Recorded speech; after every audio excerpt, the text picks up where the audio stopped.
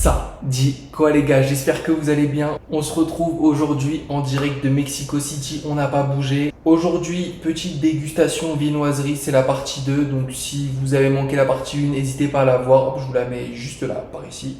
Le concept est très simple, rien de bien compliqué. Je goûte une viennoiserie, je mets une note, on passe à la suivante. Et on essaie de se faire un petit top 3 sur la fin. On en a 7, on passe tout de suite à la vidéo. C'est parti.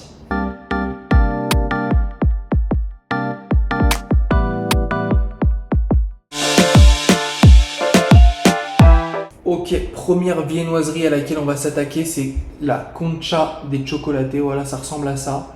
Dans la première vidéo, j'avais goûté celle à la vanille. Bon, honnêtement, on sentait pas du tout la vanille, donc là, j'ai pas grand espoir sur celle-là. Au niveau du prix, on est sur 11 pesos 90. Donc je vous mets combien ça vaut en euros. Franchement, c'est pas aberrant, c'est un truc genre dans les 50 centimes. Donc franchement, ça va. On goûte ça, en plus, c'est assez gros.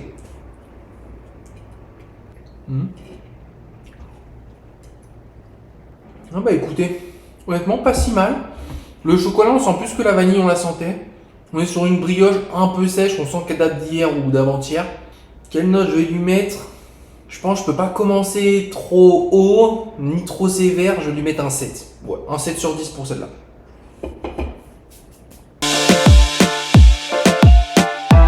La viennoiserie suivante, ils appellent ça oreja, donc ça veut dire oreille. Ça, on en a en France, je crois. Hein. C'est genre ça s'appelle des palmiers, je crois. Je sais pas si c'est sucré là. On va goûter ça parce qu'en vrai, je kiffe bien ça en France. Donc, on va voir ça.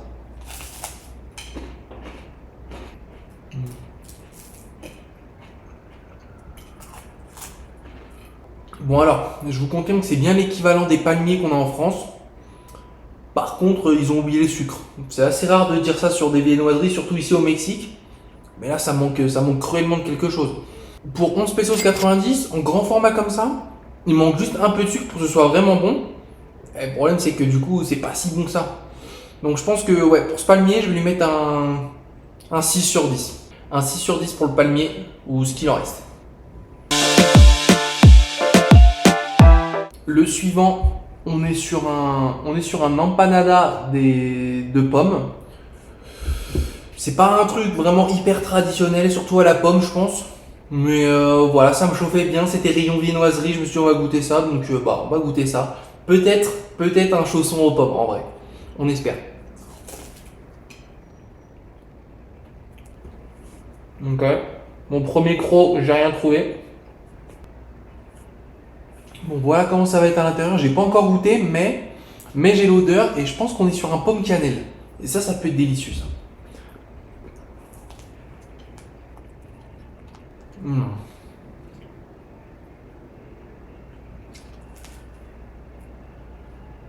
Oh, je lui ai fait la misère, regardez ce qu'il en reste. Alors que pourtant il était quand même pas mal grand. Alors franchement ça c'est vraiment bon. Le seul petit bémol que je peux lui trouver, c'est qu'il n'y en a pas assez à l'intérieur de la pomme. Mais par contre c'est excellent. La pâte, elle est trop bonne. Genre elle est pas trop cuite, elle est pas assez cuite, elle est juste parfaite. La pomme avec la cannelle, on dirait un peu sous forme de purée. Mais franchement c'est excellent. Je retiens un petit point parce qu'il n'y en avait pas assez à l'intérieur de la pomme, mais c'est un 9 sur 10. Validé, de fou. Ah, et petit point prix, c'était le plus cher, 25 pesos 90, genre 1,20€, un truc dans le genre. Le suivant, le voici. Il est pas bien grand, mais il m'avait l'air bien bon pour un petit bonhomme. Niveau prix, le petit bonhomme il est quand même bien cher, c'est le deuxième plus cher de la vidéo, il est à 24 pesos 90. Donc je sais pas ce qu'il y a dedans, peut-être de l'or, des pépites d'or, je sais pas, on va creuser ça. Mais ça a intérêt d'être bon en tout cas. Je goûte ça. Ouais. Bon bah à l'intérieur de cette cubiletes de queso, j'ai pas trouvé d'or, j'ai pas trouvé grand chose d'ailleurs. Hein. C'est pas mauvais. En fait c'est bon. Ça a un petit goût un peu de sablé, presque pas assez cuit. Et moi j'aime bien. Mais en fait ça m'embête, ça manque d'un truc. À l'intérieur, une petite crème chocolat, caramel, vanille, une petite crème tout court. Ça aurait été exquis. Là, ils m'ont mis un truc, regardez, ça ressemble à un jaune d'œuf qui date de la semaine dernière. C'est censé être du fromage, bon, inquiétant.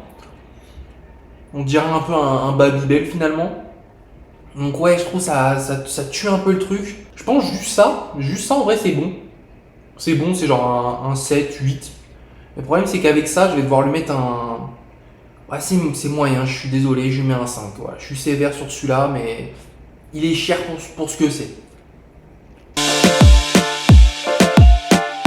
Le suivant, mesdames et messieurs, il s'appelle Espero Blanco. Donc miroir blanc, on va savoir pourquoi. Par contre, il m'a l'air bien dur. Ouais, je pense que je peux construire des maisons, je peux casser des trucs avec. J'ai peur de m'en foutre partout. Ok. On est sur je pense, un espèce de cookie. On va goûter ça. Oh bon. Ouais, une fois de plus, c'est pas transcendant quoi. Bon, on est effectivement sur un espèce de cookie bien dur, sans pépites de chocolat évidemment, avec une espèce de couche de...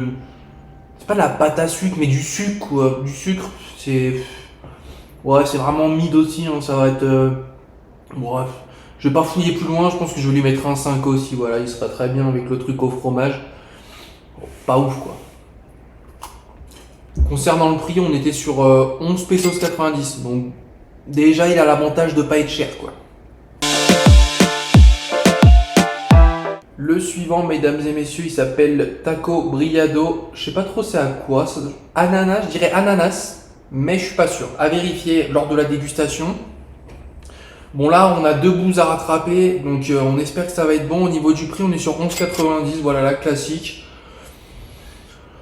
On s'attend à rien d'excellent, mais si ça peut relever un peu le niveau, pourquoi pas. On goûte ça.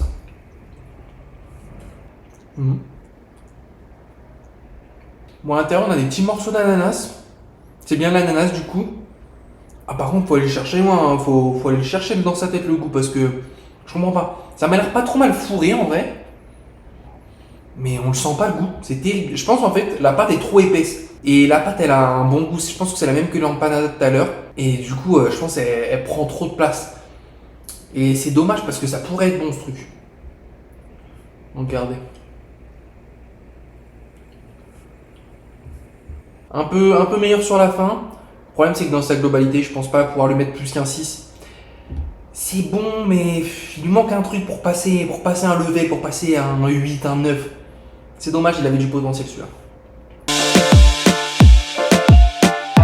Ok, mesdames et messieurs, on est déjà sur le 7ème, le dernier produit de cette vidéo. Et celui-là, je compte sur lui pour relever la barre. Ça peut être le futur banger du Mexique. Regardez-moi ça, on est sur un espèce de 4K avec contour chocolat. Ça veut dire celui-là, ça peut être le banger international. Au niveau du prix, 14,90, ce qui n'est pas aberrant, 3 pesos de plus que la moyenne. Donc à voir, on goûte ça tout de suite. J'espère pas être déçu, j'espère que ça va pas être sec.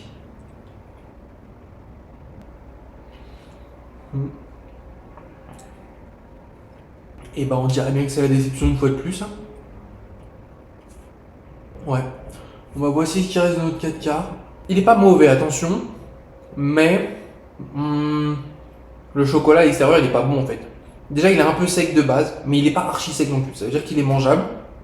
Mais le chocolat à l'extérieur il apporte rien. Il a un peu un goût de chocolat des Kinder Penguin qui est atroce ce chocolat. Je sais pas pourquoi il existe encore. Et je trouve ça dommage parce qu'un bon chocolat, bien chocolat au lait où on sent le lait et tout, ça pourrait être un banger intersidéral. Après, vu que le 4K il reste bon, je pense que je vais pas être non plus sévère de fou, je vais lui mettre un 8. Voilà. Je pense qu'un 8 c'est raisonnable. Ouais. Les gars, c'est la fin de cette vidéo déjà. Franchement, bilan plutôt moyen. C'était pas incroyable, mais j'avais pas envie de m'étouffer non plus quoi. Ça veut dire, bon, on est d'accord sur le fait que le Mexique c'est pas les pros de la viennoiserie, mais c'est pas non plus les plus nazes.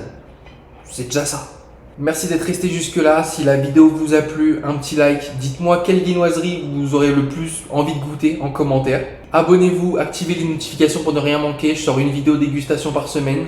Toujours au Mexique pendant encore 2-3 mois. Donc franchement, il y a de quoi se régaler. Et puis on se dit à la prochaine. Salut!